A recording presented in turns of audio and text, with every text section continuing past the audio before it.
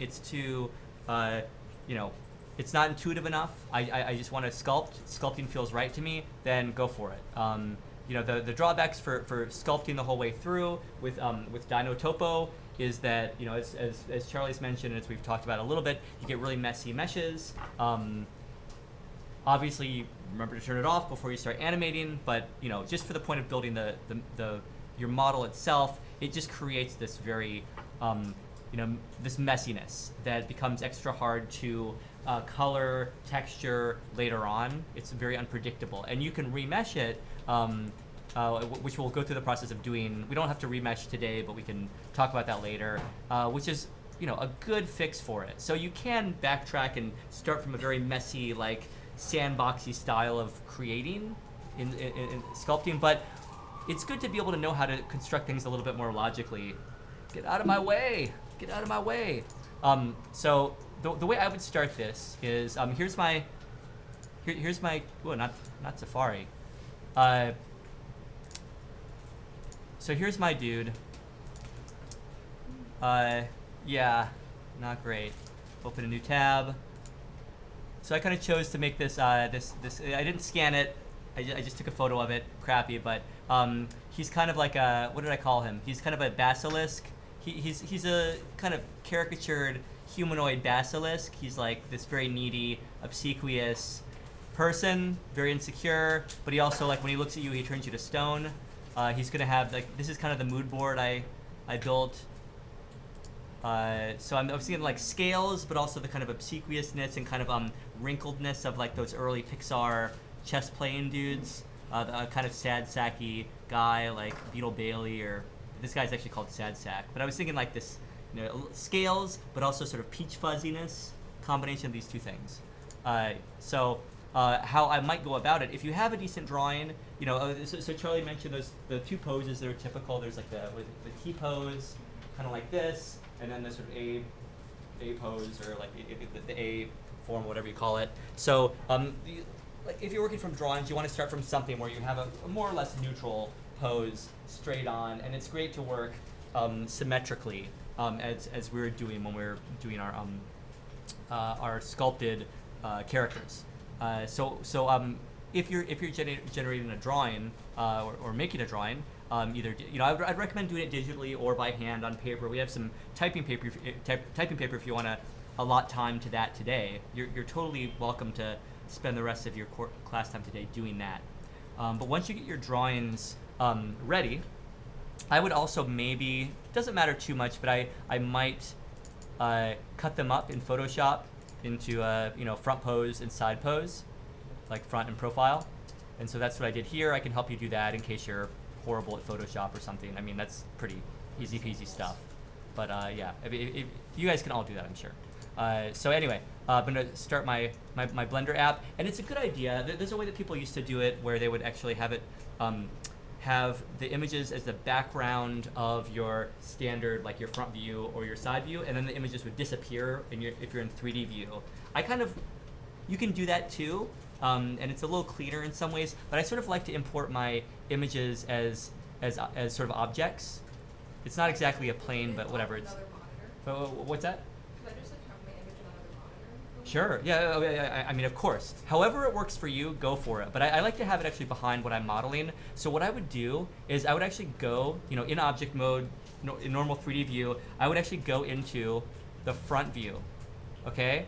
So it's good to actually import your image in the view you're going to be working in. So then you can rotate it after the fact. But if I import it, when I'm in this kind of like, you know, askew view, it's going to import it so it's parallel to my view, or it's perpendicular to my eye, or whatever, parallel to my whatever, to my view in some way. So I'm going to go to my front view and then import the object, and I'm going to import the image this way by adding or Shift A, and I'm going to import not one of the meshes, but import image reference. It's going to be a reference image, and then I find my image. Oh shoot, where did I put it?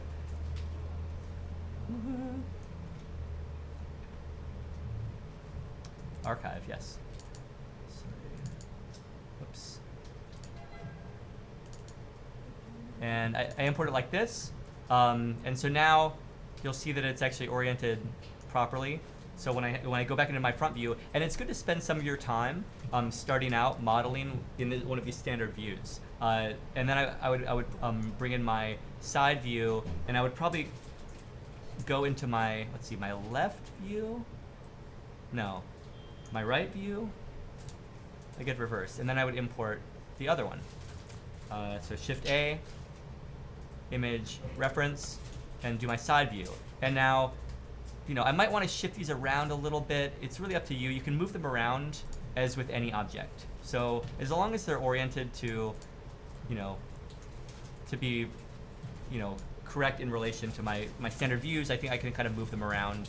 And from here, I have these views in standard, or in a kind of nice orientation. So I can go back into front view, and as I'm modeling, I can even kind of go into this view and just look around. But one thing that people like to do actually is, have one view of your front view, and then go up here, divide your monitor, and then have another view in your side view. And then as you work with your thing in 3D, will it make the same changes? Like if Yeah. you're in sculpt mode, can it do that? So watch. So this is how. So typically in sculpt mode, what's it gonna look like in sculpt mode? So let's take a look. So let's generate an object first before we can really sculpt it. So sculpting, yeah, you can have two views in sculpt mode too. Will it show the image? Yeah, it'll show the image too. So let's for ourselves generate. I'll just do a quick shape. It's not going to give me the option to do a sculpt mode when I'm working with the reference image. So here we have a UV sphere. If we went into sculpt mode with this, everything should be the same. And you can turn on, for this, you're going to have, if you're working with like box modeling or either way, you're probably going to want to turn on, X-ray view or the wireframe even in order to see through what you're doing. But I'm going to get rid of this sphere. So one way that people typically start out, and you can watch a tutorial on this too, but the most kind of precise way to begin from drawings is to actually start modeling, doing edge modeling. And I'm not going to spend much time with this because I actually I feel like it's too slow and persnickety. I like to do box modeling. But edge modeling is starting from flat, two-dimensional forms and then kind of like moving them into three-dimensional space later on. And so I'll just quickly do that. Add mesh. You usually start with a plane. Where's my plane? It's rotated. So I'm gonna rotate it like that, and I'm gonna scale it. So I don't have, so and people usually start with a head, or people often will do this for modeling the head. And I have a really badly designed character for this because his nose is actually in front of his mouth. So whatever. And at some point you go into edit mode, and you just start by you can select an edge or select some points, and you can kind of scale things, drag your points around, and you begin kind of just forming the shapes, and then extruding from this basic unit. Extrude, and it's basically going to be a 2D, and you can get a lot of precision. I mean, for the best kind of most efficient mesh construction, you start this way. You want to extrude, and then you extrude, and you can see here it's totally not lined up. So I should really kind of align this side view. You can see where I'm building it over on the right. I need to line these things up, but eventually it doesn't really matter because eventually you're going to pull out the points into this 3D view, and so then you can kind of do things like I can extrude this, and then I can there's extrude, and then there's going to be fill. So if I wanted to hold shift, select both of these edges, I can hit either fill. So F on the keyboard is a good way to kind of connect things as you're breaking them up. And usually, like, you'll create the structure of radiating shapes around the mouth, which will give you the ability, like enough information to create these different facial expressions with enough information. I'm probably creating it in too rough a way right now. So you can extrude and follow the tutorial that is on the or one that you find, either way. It's on the blog or your own tutorial, and now you can combine. It's not here. It's in the edge menu. It's in the vertex menu, isn't it? merge vertices. You can do that too. Whoops. Merge vertices is a helpful one. Grab two vertices that are disconnected, merge vertices. But there's a couple different options that you have the ability to. There you go. You can merge those things or just do a nice fill to connect things up. And so you kind of go around the mouth. And so that's one way to do it. And eventually you go to the side view and you can kind of grab the points here in vertex selection or grab the whatever. Grab the points or the edges, and then you can go over here and G, grab them out, put them to the right position, you know, where it should appear in relation to the side view. And this, I don't know if this is like the best kind of presentation of this system, but you know, if this is just too confusing, look at the example. I'm gonna click it here, and there, you just align them up with the mouth. I find this to be like not that intuitive for me. So, but you eventually you kind of just build the structure out of from a flat two-dimensional shape. Let's see. Oops. I want this. Give me that. And then, you know, you kind of move things up. I want all my mouth to kind of be up here. So, you know, I'm already getting kind of out of whack. You know, and then I would build my nose on top of this stuff because that nose is not going to work. Using the structure. So, Seems like it would be very messy. I mean, like it's actually, if done a little bit more methodically than I'm doing it now, it's very nice and precise and structured. You're actually like able to really control how you're building the mesh up from scratch. I find it kind of slow, and what I prefer to do is just starting from a simple cube. So I'm gonna get out of this one and erase it.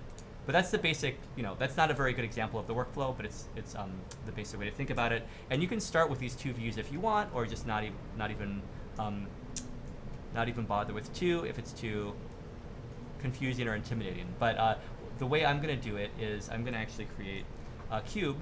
And you can start from a cube or a sphere or something, whichever you want. I'm gonna start with a cube, and you know, you can be in a standard view or not. Scale it down a little bit, and it's pretty easy to, you know, to modify this cube. And so the workflow would be adding edge loops. So going into the edit mode, and you just add a couple of edge loops, so you could add kind of distinction or divisions to the form. So, and you basically want to, let's see, I'm going to scale it down a little bit more. Let me go into the front view again and not confuse it too much. Okay, so start off with a simple cube, and then go in and make an edge loop. So edge loops are great for just adding a little bit of particularity to the shape. So I can have one like this, and I can even go in here at this point if I wanted to add more. But I'm just going to start with one. Once you have an edge loop, you can kind of go in and refine the kind of width of this top face. I could do face selection mode and then just scale it down. Whoops, not rotate it, scale it down, and customize from there. I could grab it and move it up. I can grab this face down here, and I could either extrude or just customize these. So you just start from the very basics. Now let's extrude to get the hips. And this is not a typical humanoid with the kind of typical proportions. And now I go over here and I'm like, oh my gosh, this looks hideous. So you can kind of go in here and scale this thing down, and you can limit by axis, or you can use the one of these gizmos to scale things down a little bit. And just keep playing with it. Go back and forth as you see fit, or just like get rid of the side view for now. Work only on the front, and then manage it from there. And then I can. Oh, at some point I can I can grow the arms out by, maybe subdividing this face, or adding in one more edge loop around. Edge loops are really, really great. It's a really great way to just add a little bit of more information, the ability to add nuance and a little bit more complexity. And as you hover over, one edge, that's where you get to see where it's going to, like which side, which direction is it going to construct an edge loop. So edge loops are really important for this, and it's good to be able to, to get a hand into this box modeling technique. And then you extrude. I don't know. Is it going to come right out of the shoulder here? I guess so. Grab the face, extrude, and then I can kind of go from there. And eventually, sounded bad. You can extrude, change the scale, and you'll kind of fight with it for a little while. And you can actually be doing this with mirroring on. You can mirror your x-axis. Let's see. But I think when you extrude, is it gonna mirror it when you're extruding it? It doesn't matter. Like you can work on just one side of the body, because ultimately the best practice here is to at some point cut half the body off and then add a mirroring modifier. So what I might like to do is add an edge loop here, and it's going to automatically kind of cut him down the middle. Let's say I have this half of the body really nicely defined, and let me just show you like how it can. Wait, I have a question. Yeah. From our last class, right, when we was creating the character set, can we just add on? Yeah. So you can add the character's head. I actually would encourage you to. Well, it doesn't matter too much, but I would encourage you to kind of reconstruct like your character from scratch, just because you've learned those lessons from the head that you previously made. I mean, if you really feel like so connected to it in some way, you can connect it to your body. But the actual the means of connecting these two separate objects, I guess I'll go over really briefly in a moment. But so here's what you can do once you have this basically structured. Just remember that you have the ability to modify things using proportional editing. So before I leave this and just leave you thinking that like you're stuck with this kind of blocky form, once you get enough vertices, data points in here, you can kind of start to proportionally edit things. You can grab a whole piece of your mesh, subdivide. You could do so I'll just show you at this point, assuming we have this like really nicely built at least one side of our form, you can go in and turning on the X-ray mode, you can go into your standard view, grab the whole thing, delete the vertices, X, delete the vertices, and now you can go into object mode. I don't expect you to necessarily get to this point by next class. Just begin modeling your form. If you want to focus on one half of it, that's great. Like build up the one half, and then we can do the mirroring later on. But here's where you go for all of our modifiers. Add modifier, and then mirroring is right here. And by default, it's going to automatically mirror the x-axis.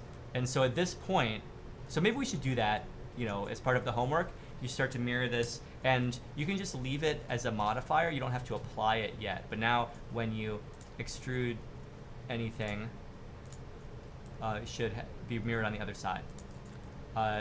So that's, I think, a more dependable way to do it than just turning on the X. There are some things that don't get mirrored, don't get applied when you just have the X-axis mirroring setting on there. I know that's like a lot of things to remember, but I'm recording this, so you get to listen to it again, maybe.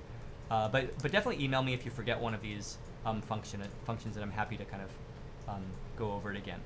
So that's the basis of box modifying, and you can see actually like a sort of like sped up playthrough of somebody who's much better at modeling than I am, going through this box modeling process in one of the linked to tutorials. So we have this this box modeling tutorial. They're actually going off of they're wrapping this box modeling form around another 3D rig, or another 3D model.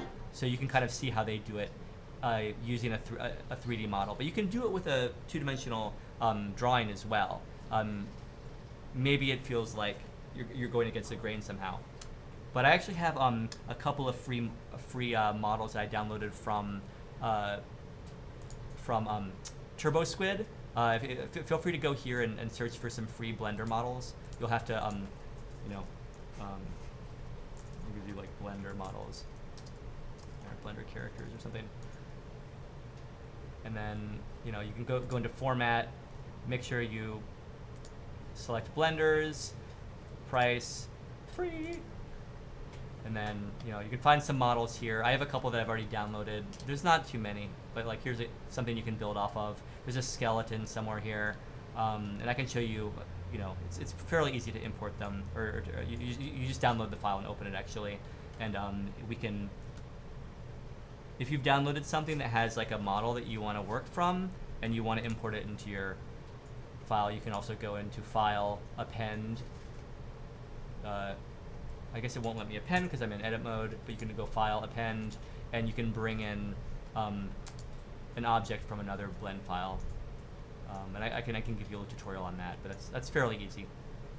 So here we have this box modeling thing happening, and I also recommend go between this and sculpt mode.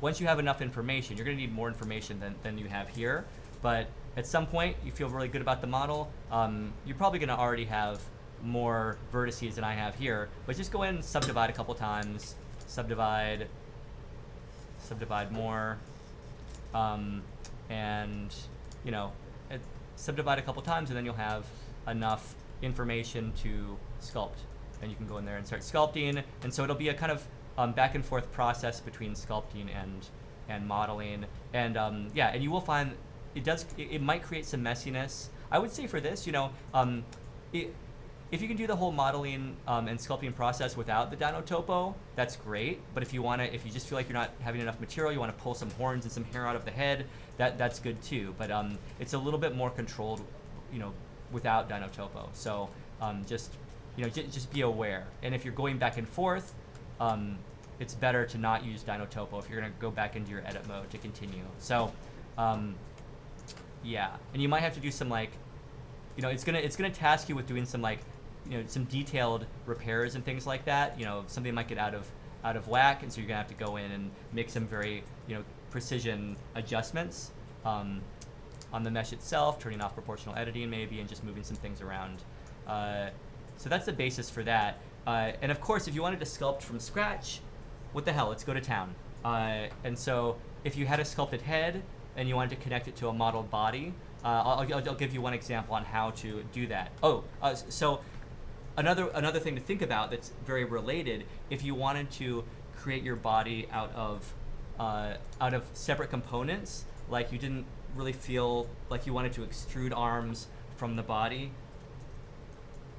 you could instead you know, start with your cube or whatever, scale that to whatever size you wanted, scale Z maybe, and then whatever, and then instead you could actually add new arms. And I would recommend for this, if you wanted to construct it out of separate pieces, I think it would be easier to do that, to make the separate pieces in object mode. So go out into object mode and then add, you know, your, let's see, your cylinder for the arm, scale down, scale Z, G to move, rotate, you know, and then you have like whatever, that's not great, but there's your forearm. If this is a good way, this kind of mass conception sensibility is the way that you think around building the form, then go for it. Go to town. You can add your basic structure that way before combining everything together to begin sculpting it or adding definition. Now, typically, I don't think I cover this very much. If you wanted to join two objects that were separate into one, there is, what is it, Shift J? No, it's Command J. Yeah, Command J is join. You can also right click and say join. But that's not what we're gonna do here, because as a lot of you found out, in the difficulties of having separate objects in the animal interface, like when you have separate objects combined within this edit mode, it can be a little hairy. So you really want it to kind of combine the things, like remesh the things into one object. And I'm sorry if this is just like too much, it doesn't make sense, okay? But if you have two separate objects in object mode, and this would apply to to your sculpted head as well. Like if you just wanted to bring in your sculpted head, I'm gonna append. Do I have my head here somewhere? Where have I left my head? I think it's class 4. So here's my head. I'm going to append. Okay, whatever. This. When I click to append something, it's gonna have all these different places I can go. The collection is gonna be there. The collection is like the grouping of all objects. So I'm just gonna bring out my whole collection. I want to get rid of everything that I don't need. Oh no, I want that. Let's get rid of this stuff, this stuff, this stuff, this stuff. Not that. Okay. I think these are parented, so I'm gonna try to scale this. And I could bring my head in.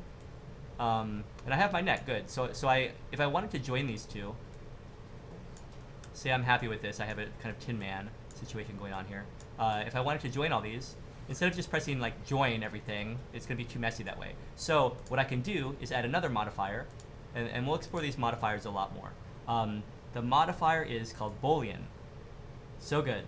So Boolean will actually combine, take the difference or the combined shape between two different objects. So it's already set to be difference. So I choose the object that I want to be kind of the parent or something, the one that is like the center of these different, I don't know. You can kind of choose, it could be really whatever because of the way we're combining them, but then I'm choosing my kind of body, which is maybe a good idea. Now I'm gonna click this little eyedropper on here, like who do I want it to combine with?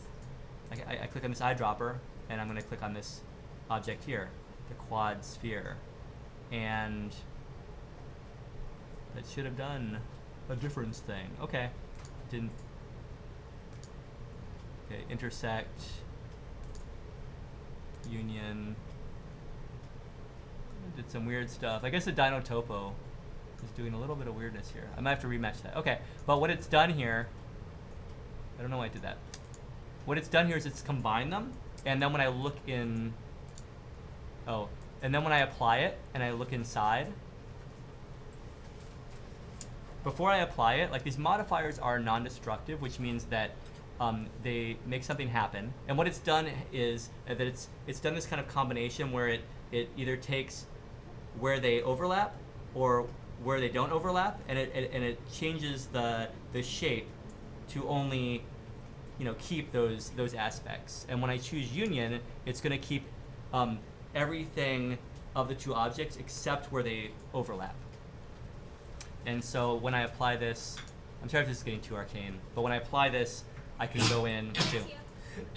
Bless you. Woo. I can go in here. Oh, wait, let's look inside. I can go in here, and it should actually have erased where they overlap. It actually hasn't for this intricately sculpted Dino Topo form. So maybe this is an exception to the rule. But if I do that with these simple shapes, so you might run into some trouble with that, but this simple shape here, I guess I'll show it between the arm and the body here. Doing this modifier, Boolean, and I click on this, and it's set to bind them together and only show the difference of the two. Let's see what I can see now. Oops. Intersect.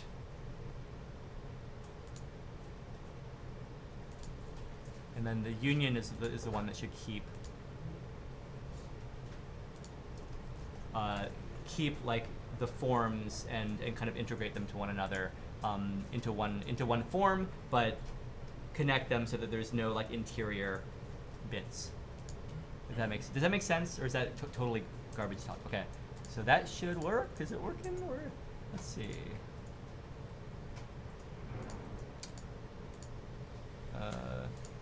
It doesn't really seem to be working for me right now, and I wonder why. Oh, it's because, oh yeah, so it worked, so it erased, oh, I know why. Okay, so yeah, I forgot one important part. So what it does here also is it makes a copy of your object.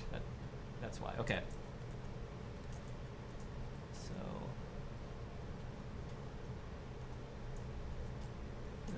go back. Okay.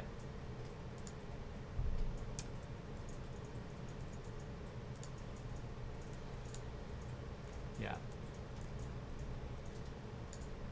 So the difference, we want union, and then when we apply it, the reason it was giving me funky stuff is because it preserves a copy of your original object, and then the combination of the two forms is preserved. So there's my back-ass word introduction to that.